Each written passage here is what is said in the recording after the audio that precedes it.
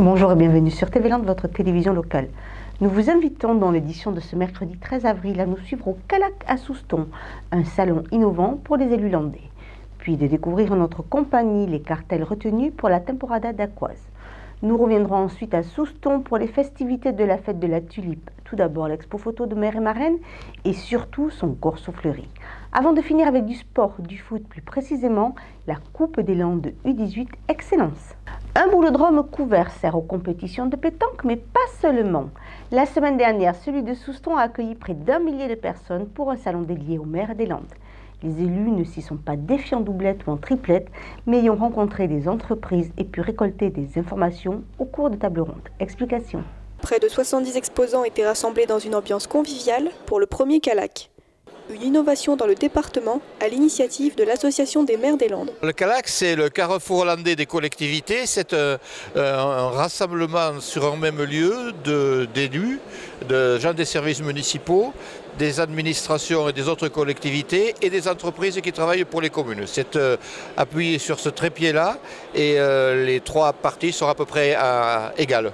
C'est une idée collective parce que depuis plusieurs années, lors de notre assemblée générale de l'Association des maires des Landes, des entreprises voulaient venir parler devant les élus. On a décidé de faire une journée spécialement dédiée. Ça ne s'est jamais fait en France sous cette forme-là.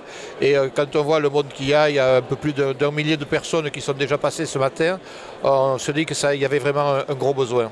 Un rassemblement qui a permis aux entreprises de se présenter directement aux élus et aux élus d'en connaître un peu plus à leur sujet. On rencontre quelques partenaires qui sont habitués à travailler avec les mairies. Moi, petite mairie, j'ai besoin de rester au contact. C'est une réelle opportunité parce qu'en un seul jour, on rencontre beaucoup de clients qu'on mettrait beaucoup plus de temps à voir tout au long de l'année. L'intérêt pour nous, c'est de se faire connaître auprès des collectivités, notamment au niveau des maires, et de faire leur faire parvenir une offre complète. C'est-à-dire on s'est mis à 3 justement pour leur dire qu'on était complémentaires et qu'on pouvait tout leur proposer, de la communication à l'impression. Le but, c'est vraiment d'échanger des informations, de mettre en place des circuits courts, comme on dit, d'informations pour que chaque maire, chaque élu sache à qui il faut s'adresser, comment il faut faire pour aller chercher des subventions, pour aller faire des décisions administratives, et puis aux entreprises qui rencontrent les gens avec qui est le travail et qui leur donnent les marchés. Le Carrefour a également permis d'aborder certains sujets importants lors des tables rondes. Il y a 3 tables rondes ce matin, une sur la fiscalité et les financements, une autre sur l'environnement et une troisième sur la sécurité des élus. Les maires ont besoin de se retrouver, de se serrer les coudes. La réforme territoriale leur fait poser beaucoup de questions aussi. Et donc le Calac est le lieu où on peut parler de tout ça en toute liberté. Et vous voyez qu'il y a une ambiance détendue, conviviale, même si les problèmes qui sont traités sont des problèmes extrêmement sérieux. Le Calac a en tout cas satisfait élus et exposants qui, pour la plupart, souhaitent réitérer cette initiative. Je pense que si c'était à refaire, on le referait tout à fait. Ouais. Cette initiative est intéressante pour les Landes et pour les maires, oui. On prend des informations un petit peu à droite à gauche et puis je pense que ça nous servira dans les mois ou années à venir. Je crois qu'il y a pas mal quand même d'exposants. Après, bon, c'est la première, donc je pense qu'au fil du temps, ça va prendre de l'ampleur et l'organisation en sera que meilleure. C'était vraiment une belle opportunité et d'ailleurs une belle réussite aujourd'hui, ce salon. Ça a été monté en peu de temps et je dois dire que vu l'affluence et la présence de nombreux élus et techniciens, c'est vraiment pour nous un réel plaisir d'être ici et puis de recevoir nos clients qu'on voit dans un moment un peu plus convivial que chez eux en mairie. Rafraîchir, ouvrir les cartels est le maître mot de cette temporada 2016, tout en espérant retrouver la qualité de celle de l'année passée. Dax, pour ses férias et son festival Toro y Salsa, recevra donc en ces lieux de quoi ravir quelques passionnés. Voici sans plus attendre la programmation de ces cartels en compagnie du président de la commission taurine, Jacques Pen. 5000 abonnés ont pu découvrir les cartels de cette année pour les fêtes de Dax et pour le festival Toro y Salsa. Une temporada sérieuse à l'architecture inspirée par le succès de la saison dernière.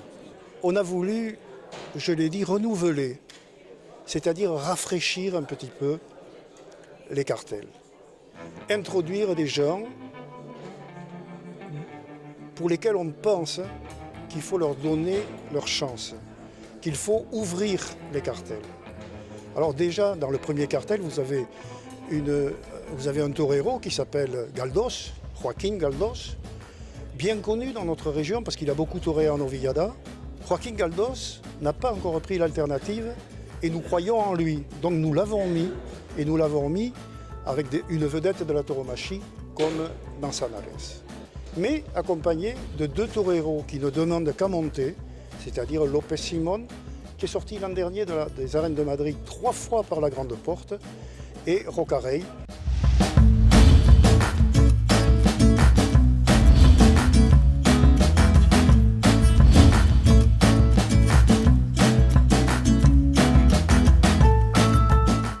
La première chose qu'on a recherchée dans les cartels, ça a été changer un peu la donne, tout en conservant les fondamentaux.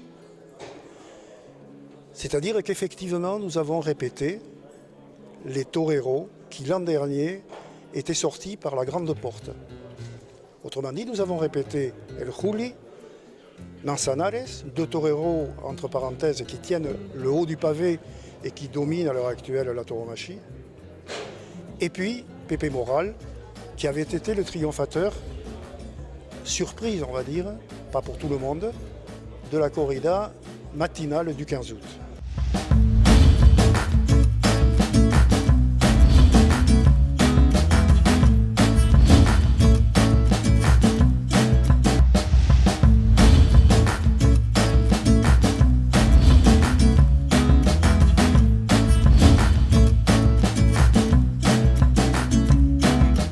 Et puis reviennent des valeurs sûres, c'est-à-dire des valeurs sûres comme les taureaux de Pedraza de Yeltes, qui avait été extraordinaire l'an dernier et dont on espère qu'ils vont rééditer l'exploit. Et le retour de taureaux comme Baltasar Iban. Baltasar Iban qui est une ganaderia habituée de Dax, c'est presque la ganaderia qui est venue le plus souvent dans les arènes de Dax, que ce soit en novillo, que ce soit en novillo sans picador, que ce soit en taureau. Vient septembre. Septembre, nous avons pris des taureaux qui sont connus pour leur race, pour leur caste, de Fuente Imbro, avec un cartel que nous jugeons capable de toréer ce genre de taureaux, avec des toreros capables, très capables de les toréer. Diego Urdiales, entre parenthèses, qui a pris l'alternative à Dax, ce qu'on oublie souvent, et qui, depuis 2 ans, est au sommet de sa qualité. Ivan Fandiño, on ne présente pas Ivan Fandiño, c'est un torero d'un courage immense et c'est un torero qui a une ambition immense aussi. Et enfin Pepe Moral, on le répète comme je l'ai dit, parce que c'est un triomphateur de l'an dernier. Reste la corrida, la dernière corrida, avec des taureaux de Montalbo. L'an dernier, la corrida de Montalbo avait été excellente à Dax. Et les toreros, eh bien on va retrouver El Juli, on va retrouver Manzanares et on va présenter David Galvan, qui est un jeune torero et qui mérite lui aussi d'intervenir et d'avoir la chance de toréer avec ces 2 vedettes. Une programmation haut en couleur à venir découvrir lors de ces périodes estivales.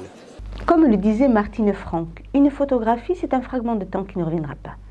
C'est peut-être en songeant à cela que les 26 membres de l'atelier photo Mère et Marraine faisaient découvrir leurs derniers clichés lors de leur exposition annuelle. Une exposition avec un invité célèbre pour ses clichés de tauromachie, William Lucas. Un moment aussi de partage entre public et artistes. Cette année encore, le public, les photographies et leurs exposants se sont vus nombreux à l'exposition photo organisée en parallèle de la fête de la tulipe de Souston, qui a eu l'honneur de recevoir un invité de marque du monde photographique. Cette exposition est organisée par l'atelier photo de Mère et Marraine en partenariat avec le comité des fêtes sur 2 jours. Donc nous avons une 60aine de photos. Donc 20 artistes avec 3 photos chacun, grand format, petit format, thème libre. L'invité c'est William Lucas, photographe tauromachique et paysagiste de Magès. On est resté à côté, qui est très connu dans l'afición puisqu'il fait toutes les grandes plazas de taureaux et qui fait de très belles photos de tauromachie et de paysages. Professionnels ou amateurs, tous ont fait part avec passion des difficultés techniques et artistiques qui composent cet art exigeant qu'est la photographie. Ce qui est difficile, c'est de rester très attentif. Pour une corrida, par exemple, rester tout le long de la course, très attentif à ce que peut faire le taureau. Les taureaux peuvent sauter, les taureaux sont très imprévisibles, donc pour notre sécurité déjà, il faut être très, très attentif. C'est ça le plus difficile pour moi. On a un gros problème en photo sous-marine, ce sont les particules. Alors la façon dont on met le flash, si on le met mal, on a toutes les particules, enfin c'est embêtant. Le plus facile, c'est ce qui ne bouge pas, style le nudibranche et les tout petits qui sont fixés sur la roche, ça c'est très facile. Ce qui est très compliqué, c'est ce qui bouge. Quand il y a de la couleur aussi, c'est bien parce que ça tranche. Il faut faire plein de photos, sur 20 photos, on n'en gardera peut-être même pas une. Je les booste quand même à faire des photos l'été à cause de la lumière pour les nouveaux et tout ça, c'est plus facile d'avoir une belle lumière que l'hiver où c'est un peu plus difficile à gérer les clichés parce qu'il y a les hautes lumières, tout ça c'est beaucoup plus difficile, quoi. Ce que je préfère au paysage, c'est les couchers de soleil et les levées de soleil le matin, le soir, quoi. C'est ce que j'adore, gérer la lumière, c'est ce que j'aime beaucoup. C'est fait dans les corrales de Vieux-Boucau, dans les arènes de Vieux-Boucau, dans les corrales, quand ils enchiquèrent les taureaux. Et là j'ai la chance à chaque fois, c'est qu'ils enchiquèrent à une heure précise où la lumière donne dans le couloir. Et là, je me régale à chaque fois. Donc à la base, c'est photos couleurs, mais que je transforme en noir et blanc, elles ressortent beaucoup mieux. Les visiteurs ont pu se régaler des nombreux clichés et faire part de leurs impressions aux photographes présents lors de l'exposition. C'est important oui, qu'on ait ce contact avec le public parce que pour améliorer la photo et pour donner un peu de niveau, les photographes ne savent pas trop à quel niveau ils peuvent se situer. Et là, ça permet d'avoir un éventail de retours, voilà. Un maximum de retours par rapport à leurs photos. Des clichés dont on se souviendra longtemps, de quoi tenir jusqu'au nouvel événement à venir. Prochain rendez-vous, le challenge départemental des Landes, le 28 mai, 27 et 28 mai à Souston. Donc c'est une exposition qui est organisée par les clubs landais et ça tourne. Et cette année, c'est chez nous. En attendant le prochain rendez-vous des clubs landais, ces passionnés continuent d'immortaliser les sujets qui leur tiennent à cœur. C'est génial la photo. Si le carnaval de Nice est réputé pour sa bataille de fleurs, celui de Menton pour ses citrons, Souston n'est pas en reste grâce à sa fête de la tulipe. Pour sa 22e édition, Public et Beau Temps était de la partie. Retour en images sur le Corso fleuri et toujours aussi coloré. Pendant que les motos faisaient vibrer les moteurs, d'autres effectuaient les dernières retouches sur les chars avant le fameux défilé dans le cœur de Souston. Un public nombreux, de la musique, des chars colorés et aux formes variées, c'est cela la fête de la tulipe. Le thème du char, c'est une tasse à café, parce que l'association voisinage, en dehors de la partie insertion, a une partie convivialité, lien social. Et donc la tasse à café, ça représente toute la convivialité autour d'une tasse à café et des ateliers qui se déroulent autour de cette convivialité. Le nombre, c'est 11 000 à peu près. Voilà. 11 000 tulipes et le thème du char, les arts circassiens. Nous serons accompagnés donc d'une compagnie, la compagnie Akuma, qui vont faire de la déambulation avec des artifices. Et ensuite, Young Circus, une association issue du cirque de Cabreton. Pour la vache à bip. Ben, c'est un Bouddha. Les randos sont zen. Oh là, le nombre de tulipes, on les a pas comptés. On a eu mal aux doigts. Allez, 25 000. Enfin, hier, pour monter les fleurs, on était 52 quand même. Les marcheurs se sont mis avec le foyer de stand pour monter les fleurs à eux. Voilà, c'est entraide. La barque parce que le patron de notre paroisse Saint-André de Port-d'Albret, c'est Saint-André. Et Saint-André était un pêcheur du temps de Jésus. C'est pour ça qu'on a choisi la barque. Et si ces associations ont eu beaucoup de plaisir à montrer le résultat de leur création, le public a apprécié le spectacle avec quelques préférences pour certains chars. J'aime bien la Tour Eiffel. Moi, c'est le sabot, les Gascons. Moi, le bus avec les enfants. Formidable pour une première. Ah oui, très joli. Le sapito pour la musique. Elle m'a dit que c'était magique. Ça, c'était magique. Tous les chars. Voilà, la Tour Eiffel. Moi aussi, la Tour Eiffel, c'était trop bien. C'était trop bien. Bonne fête à la TV. Et comme chaque année, le jury récompensait les associations et leurs chars. Et cette année, le premier prix est attribué à la Finca pour le taureau. Le thème sur le taureau, évidemment, parce que c'est ce qui nous réunit à tous. On est tous aficionados, on aime tous le taureau. C'est la raison pour laquelle on s'est réunis. Et avec mon ami Cyril, on a construit le taureau, qui a été enrobé de tulipes par tous les autres moments à la baignade. Fait une grande partie de ce qui était disponible. Enfin, on n'a pas compté les heures, c'était essentiellement du plaisir, quoi. Super bonne ambiance, tout le monde a participé et c'est sûr que dans la peña, voilà, on s'entend tous bien.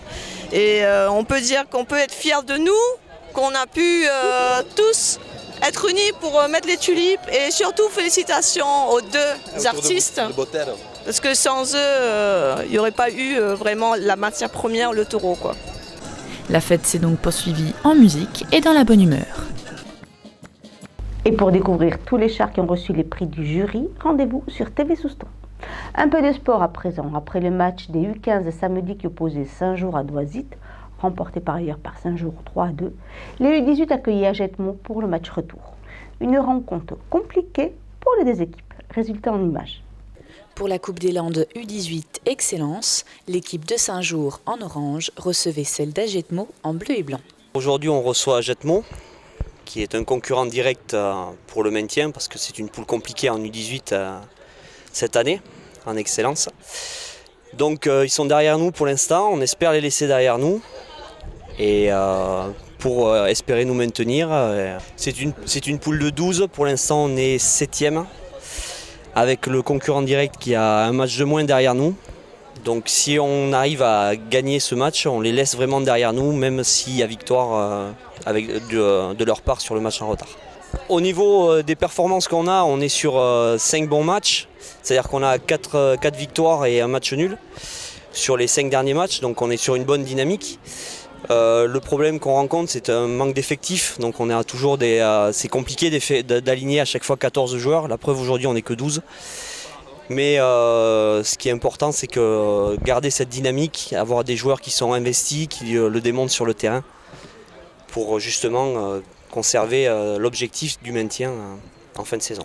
Mais ce match, on va essayer de le gagner parce que ça serait important pour la confiance des joueurs, parce que ça fait 2 mois qu'on prend des valises tous les samedis, parce que l'effectif n'est plus très nombreux au vu des blessures et des absents en fin de saison, donc il faudrait essayer d'engranger un peu de confiance avec ce match. On est en bas du classement, donc 9e sur 12, donc il y a 2 descentes, donc pour essayer de ne pas descendre un niveau en dessous, ça serait pas mal de gagner ce match. À l'aller, on a gagné 6-2.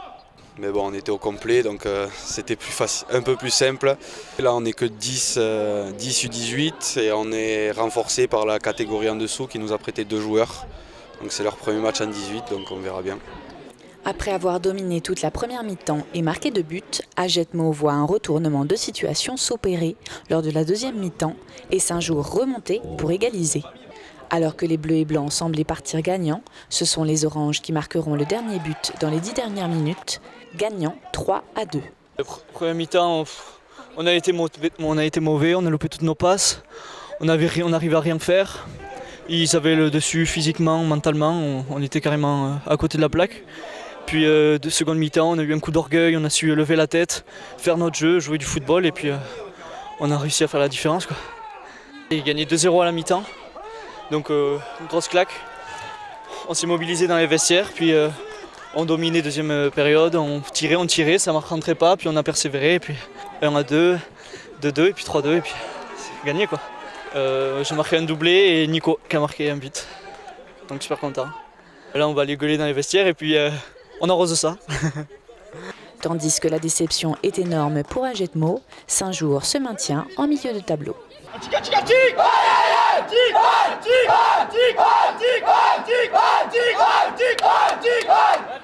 Voilà, cette édition est maintenant terminée. Je vous remercie de nous avoir suivis. Je vous donne donc rendez-vous vendredi prochain pour une nouvelle édition de TV Land, votre télévision locale. D'ici là, passez une bonne journée.